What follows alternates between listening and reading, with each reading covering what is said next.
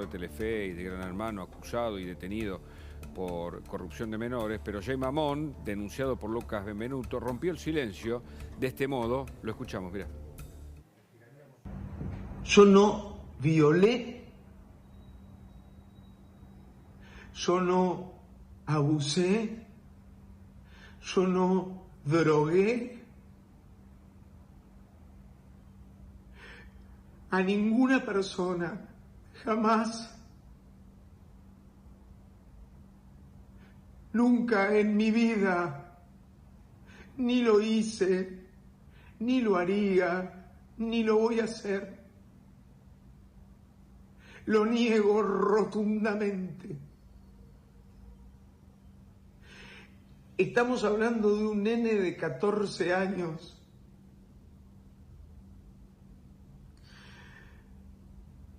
Esto es lo importante.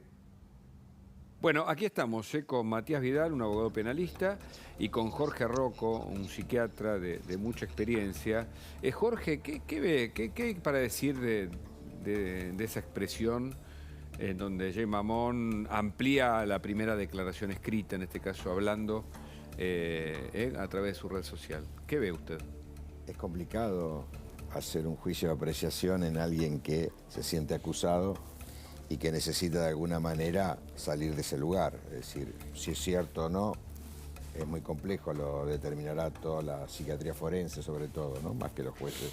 La psiquiatría forense acá puede aportar un montón de datos, es decir, en la evaluación del que hace la denuncia Lucas y la defensa que establece Jay Mamón. Lo que él aparece muy dolido por todo lo que me parece profesionalmente y humanamente le va a suceder a él.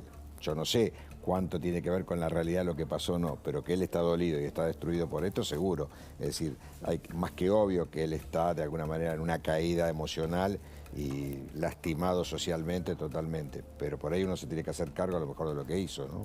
Ah, este es el punto, porque muchos dicen que una de las expresiones más brutales, si se permite el término, es cuando él dice, yo no hice esto, yo no hice esto, yo no hice... O sea, que él hable de sí mismo y que remarque que no abusó, que no violó, que no drogó, no significa que sea cierto. No, por supuesto, ese es el argumento que él establece. Pero digo, puede ser una propia reafirmación a su yo. O sea, el yo, ¿no? Pienso en términos... A ver, trato de desagregar un poquito. Te lo digo estadísticamente. Sí. Muy difícilmente el abusador reconozca que ha hecho el hecho abusado. También es muy cierto que en un porcentaje muy alto, se estima en el 80%, el abusador ha sido abusado. Son datos estadísticos que no sé cómo encajan en este caso. Por eso digo que lo que él está haciendo es una defensa de lo que él siente que él quiere hacer para defenderse de lo que le pasó. Si fue cierto o no, es otro cantar. Por eso digo que la psiquiatría forense aquí puede aportar muchísimo con todos los datos de entrevista psiquiátrica y todo lo que sean test psicológicos de ambas partes, ¿no? A mí me parece que hay una dimensión claramente penal, por eso Matías Vidal es abogado, nos va a ayudar a entender un poco ese aspecto. Hay una dimensión moral, una dimensión social del asunto. En sus últimos dichos, medio que empezó a discutir el tema de la edad, y se lo pregunto entonces a Matías, ¿qué dice la ley con respecto a los famosos 14, 16, el consentimiento? ¿Por qué no aclaramos lo más sintética y claramente este tema? Gracias por la visita. No, por favor, Hugo, buenas tardes. Bueno, es importante remarcar este punto. Lo que la ley tiene previsto es que existe una franja a la que se le presta particular atención, que es la que va de 13 a 16 años. Esto es lo primero, 13 a 16. Esta es la gran franja donde la ley interviene con una mirada más atenta. Con una mirada atenta. ¿Y qué dice la ley sobre esto? Básicamente lo que dice la ley es lo siguiente. No toda relación sexual entre una persona que tiene entre 13 y 16 años con un mayor de edad va a ser necesariamente delito. Eso es lo que dice la ley. Salvo aquellos casos en los cuales el mayor de edad instrumentalice la inmadurez sexual de la víctima, aprovechándose la preeminencia que tiene sobre ella. Entonces, por eso estamos ante un delito que es la vieja figura de estupro, que ahora es reinterpretada de esta manera. Por ende, Recordemos que era el estupro, ya que lo trajiste a cuenta de la explicación. Bueno, el estupro básicamente era la antigua forma en que se veía justamente esta franja etaria donde se consideraba delictivo la propia relación sexual sin El más. abuso, era un abuso en sí mismo. Exacto. De hecho, si quisiéramos ponerle un nombre a esta figura hoy en día, técnicamente sería abuso sexual por seducción, en la cual existe un consentimiento de la víctima, pero un consentimiento más bien imperfecto, porque la víctima accedería a tener esas relaciones, pero bajo esta particular situación en la cual su inmadurez sexual la lleva a no comprender del todo qué está consintiendo. Por eso es una figura con pena... imperfecto se lo quiero preguntar ahora al psiquiatra, pero qué bien la expresión, consentimiento, es decir, no es un consentimiento que se da, entre otras razones, por la inmadurez de la víctima. Claro, exacto. La víctima accede, pero bajo esas circunstancias tan particulares, sin que pueda comprender del todo a qué está accediendo. Por eso es una figura que tiene una pena atenuada, es una pena disminuida. El 120 es un abuso disminuido, esto hay que tenerlo en cuenta. Ok. ¿Es lo mismo 13, 14, 15 o 16, ya que hablamos de esa franja de 13 a 16, sobre la que la ley tiene penas bien concretas? ¿Es lo mismo la edad? ¿Cambia de 14 a 16? ¿Qué cambia? A ver, ¿cómo lo explicamos? Bueno, no sería lo mismo en cuanto se mida con la edad del mayor. Ahí es donde podés llegar a tener una diferencia. No es lo mismo una persona de 13 años con una persona de 30. 15. Claro. Que una persona de 15. Se tiene que tener en cuenta la edad relativa del agresor y de la víctima. En este sentido, de 13 a 16 hay diferencias. Desde la psiquiatría, por supuesto, se pueden apreciar y esto la ley lo recepta. Pero no hay consecuencias en cuanto a la pena. Ahora me meto ahí porque justamente, doctor, ¿qué diferencias hay en la constitución del sujeto desde el punto de vista de su psiqui, de su emocionalidad, de lo que sea correspondiente analizar entre los 13 y los 16 años, que es donde la ley en la Argentina pone el foco? Por eso yo te decía que es muy importante la participación de la psiquiatría forense y de los test, porque yo he participado en algunas partes de perito de parte y, por ejemplo, si se evaluaba lo que era denominado un abuso, por lo menos definamos que es abuso, ¿no? Cuando yo no puedo elegir, porque estoy privado de la libertad, porque estoy detenido, porque estoy secuestrado, o porque yo no comprendo por inmadurez psicológica o mental lo que está sucediendo. Entonces, eso lo vamos a llamar ¿A los abuso. 13 años hay madurez psicológica? Y entonces ahí yo tengo que hacer la medición, no lo puedo decir en sentido general, lo tengo que hacer en sentido particular. Bueno, pero entonces, la ley es general. Sí, pero ese es el problema que va a tener la ley, por eso tiene que apoyarse la psiquiatría forense. Es decir, me ha pasado a mí que se hacía una denuncia por abuso, de un divorcio maligno y todo lo que fuera, que el padre había abusado de la chica, tenía 3 años. Se hace toda la evaluación y se hizo después, en otro caso de adolescente. El adolescente tenía ya desde los 6 años, porque se pidió en estudios que había en el colegio, ya fantasías de ser mujer y de tener un hijo. ¿Me entendés cómo cambia? No estoy diciendo que no fue un abuso. Estoy diciendo que cuando vas juntando todos los datos, podés decir si tiene madurez psicológica, si comprende lo que está haciendo. Son muchos datos que tenés que incorporar. Bueno, en no general, es estadístico. Sí. Bueno, si vamos al caso específico, Lucas Benvenuto era víctima de abuso sexual, incluso declarando en el caso Corsi, y esto me dijo su abogado, Javier Moral, recordó en plena audiencia tribunalicia, recordó un abuso de su tío a los 4 años. Es decir, que cuando abrió su propia, no sé, inconsciente o su propia historia, recordó aquello que no sabía, y esto lo cuenta su abogado. Entonces, cuando se trata de una víctima de abuso, ¿hay todavía mayor fragilidad en esa franja etaria de 13 a 16? Porque seguramente, si él viene con una serie de traumatismos que Sí. fue acumulando, la pregunta, desde el punto de vista más, ni siquiera forense, psicológico, ¿qué pasó como en el contexto que él no pudo denunciar antes? Y lo hace acá en este caso, ¿me seguís? Ya Sí. es otra lectura esto también, es decir... ¿Qué significa eso? A ver. Y claro, ¿por qué? Yo le preguntaría al chico, ¿por qué si tuviste a los 4, a los 8, a los 10, a los 12, no sé si fue así en esa secuencia, no pudiste denunciar y denunciás Y si ahora? la respuesta es porque tapó eso por razones de supervivencia No, de su está bien. propia cabeza, Bueno, puede ser una... ¿no? Esta memoria que a veces no recuerda los hechos traumáticos Por para eso que podamos sobrevivir no a... le voy a sacar el título de abuso. Estoy entendiendo la psicología de lo que vos me preguntabas. ¿Puede ser que alguien no comprenda si lo tengo que estudiar al caso y lo tengo que ver al caso? No lo puedo hacer estadístico. No puedo quedarme como la ley entre los 13 y los 15, todos van a quedar en una impunidad por... No, lo tengo que estudiar. Porque mucha gente, o muchas veces el doctor lo dijo, a veces el juego de seducción te impide salir del juego.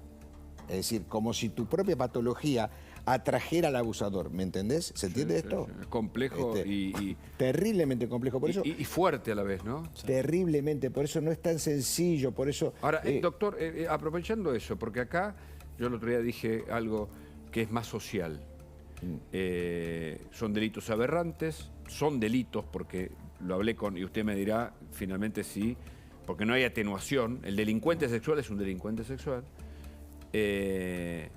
Pero también esto es un hecho que se agrava. En los últimos tiempos se descubren cada vez más tratas. El propio hombre del hospital Gutiérrez, ¿no? El ruso, el pediatra ruso, formando parte de una red de pedofilia. Es decir, ¿qué está pasando con esto también, no?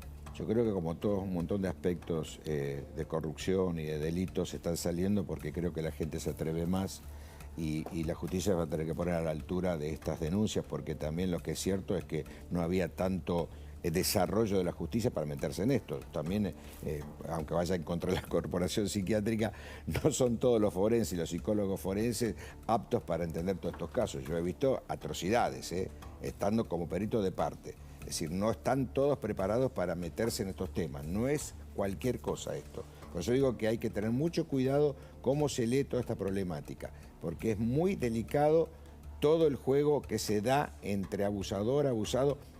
Muchas veces el chico abusado, la chica abusada, para explicar por qué no se denuncia a lo mejor antes, como hay una excitación corporal, yo no elegí este acto sexual, me lo están haciendo por fuerza, pero mi cuerpo siente algo. Eso genera mucha culpa porque no sé si me abusaron o yo gocé. ¿Me comprendés esto? Esto más para el consultorio. No, tremendo. Es decir, entonces, esto a veces explica por qué el chico no denuncia a los 4, a los 8, a los 12, porque a lo mejor la excitación que tuvo corporal, no por deseo, sino por estimulación, y él no está preparado para hacer la descarga, lo vive con mucha culpa porque no lo entiende. Tal vez cuando lo empieza a entender, ahí hace la denuncia. Parece loco, pero es así. Doctor, la ley establece diferencias, o sea, toma como objeto de estudio, esto lo remarcamos, de 13 a 16. Correcto. ¿Alguna diferencia entre los 14 y los 16 particularmente para contarle a la gente? En realidad va a depender de la víctima. Si bien la ley penal es general, lo cierto es que cada caso es particular. Porque Jay Mamón, perdón por la interrupción, lo traigo a propósito de que en algún momento Jay Mamón quería decir, y lo dijo la última vez, no tenía 14, tenía 16, como si eso disminuyese la carga de la prueba eventual, porque la causa prescribió, se extinguió la acción penal, pero si eso, digamos, generara algún tipo de menos responsabilidad en el delito acusado. Yo creo que es importante contextualizar la declaración de Jay Mamón. Él está declarando de cara a la opinión pública, porque él no enfrenta en este momento el riesgo de una consecuencia penal. Es una persona que ya fue desvinculada de una causa. Entonces, de ese lugar, esto no puede ser leído como una estrategia.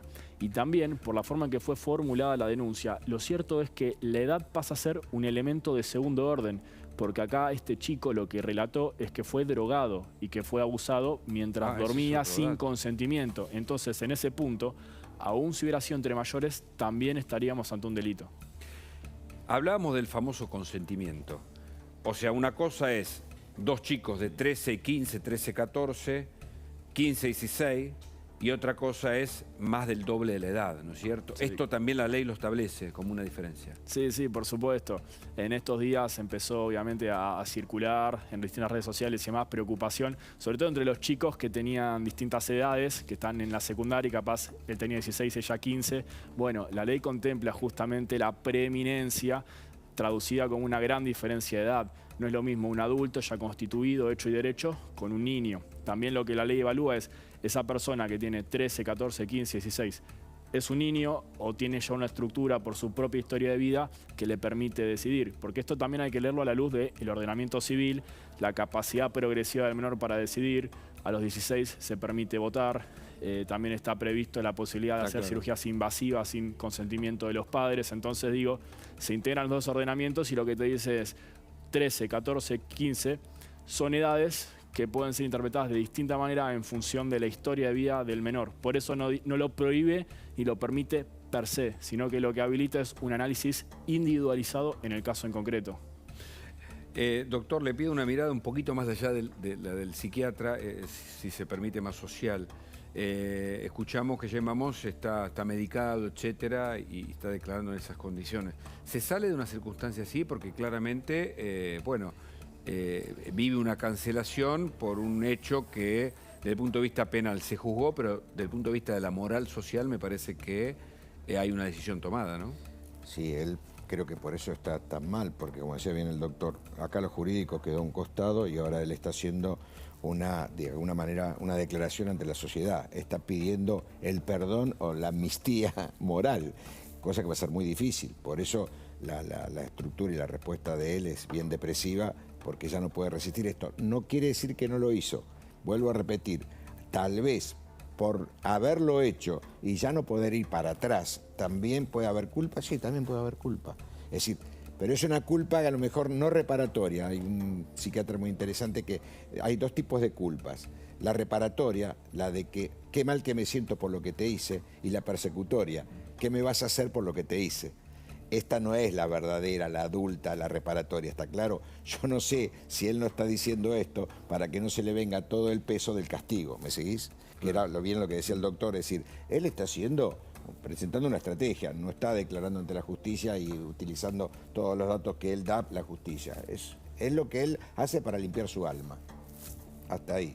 Y otra cosa importante que decía el doctor, si lo drogaron, la edad pasa a un segundo nivel, porque era lo que yo decía antes del abuso. Yo no pude elegir, porque yo no era yo.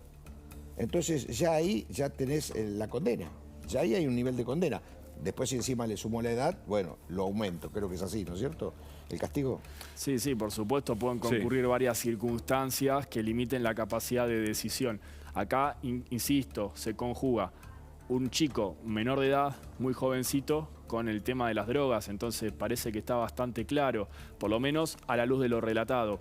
Y respecto a este punto, me parece que está bueno señalar que Jay Mamón en realidad tuvo la oportunidad de apelar ese sobreseimiento por prescripción e ir a buscar la verdad, el sobreseimiento que da certeza negativa, la prueba de que él no cometió el hecho. El sobreseimiento que finalmente termina con la mención, el presente proceso no afecta su buen nombre y honor.